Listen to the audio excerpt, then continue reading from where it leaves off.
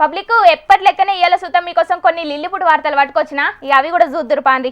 ఇయ్యాల రేపు సోషల్ మీడియాలో చాలా మంది టైంపాస్ చేస్తారు, కానీ గదే సోషల్ మీడియాతోని కొన్ని పానాలను కాపాడచ్చని నిరూపిస్తున్నారు ఇంకొందరు.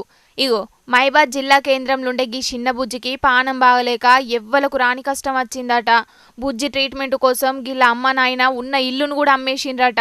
ఇక వీళ్ళకి వచ్చిన కష్టాన్ని సోషల్ మీడియాలో పెట్టి దోస్తులు తెలిసిన వాళ్ళందరినీ సాయం అడిగి గీళ్లకు 3 లక్షలకు మీదనే సాయం చేసిండు రాకేష్ అనే గీ అన్న. ఈ పాపకి ఇప్పుడు వచ్చేసి బోన్ మ్యారో ప్రాబ్లం ఉందండి. దానికి ట్రీట్మెంట్ కోసం దాదాపు ప్రతి నెలకు 40,000 రూపాయల దాకా ఖర్చు అవుతుంది. ఈ యొక్క విషయాన్ని అందరికీ తెలియజేస్తూ ఒక వీడియో పోస్ట్ చేయడం జరిగింది స్టేటస్లో. వాట్సాప్ స్టేటస్ ద్వారా దాదాపు 3,14,000 రూపాయలని ఈ యొక్క కుటుంబానికి అందించడం జరుగుతుంది. గిదొక్కటే కాదు, అంతకు మొదలు కూడా కష్టాలున్నోళ్లకు గిట్లనే దోస్తులందరితోని కలిసి సాయం చేసిండట. ఎవరికన్నా కష్టం వస్తే సాటి మనిషిగా మనమే వీలైనంత సాయం చేసుకోవాలి అనేది అన్న ఆలోచన అట. అందుకే ఎవ్వలకు కష్టమున్నా సోషల్ మీడియాలో పోస్ట్ పెట్టి వాళ్ళకు తోచినంత సాయం చేస్తాడట. అన్న నువ్వు నిజంగా చాలా గ్రేట్ అన్న. చూసిండ్రా అనుల్లా సోషల్ మీడియా పవర్ ఎట్లున్నదో.